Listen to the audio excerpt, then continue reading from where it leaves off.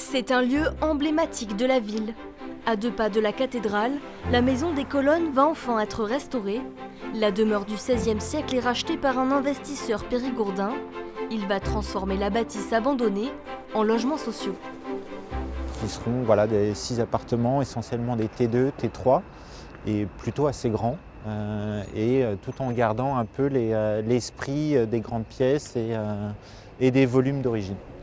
C'est un architecte bordelais qui réalise les plans de restauration. Un travail minutieux, soumis à la direction régionale des affaires culturelles, car la maison des colonnes est classée au titre des monuments historiques. On travaille un peu comme un détective privé parce que toute l'idée c'est de retrouver les traces qui nous permettent, pas de remonter le temps, mais de renouer justement avec l'histoire et l'architecture du bâtiment. Une architecture de la Renaissance avec ses lucarnes et cette galerie sculptée sur 2 niveaux. À l'intérieur, les plafonds, les sols et les grandes cheminées vont retrouver des couleurs. Quelques rares peintures qu'il reste dans l'hôtel. Donc des très belles peintures sur la cheminée qui malheureusement a été modifiée au cours du temps.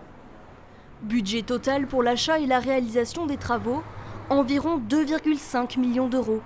Un investissement dont se réjouit la collectivité qui participe au financement du projet. Pour nous, c'est un joyau à préserver. Cette demeure, c'est l'entrée dans la ville aussi, puisqu'on est sur ce pont des Barries, ce lien, le faubourg, la ville et l'extérieur vers la route de Lyon. Et quand on arrive, c'est tout de suite cette notion près de la cathédrale. Les travaux devraient démarrer à la fin de l'année et durer au minimum 2 ans. La maison des colonnes pourrait ainsi de nouveau être habitée dès 2025.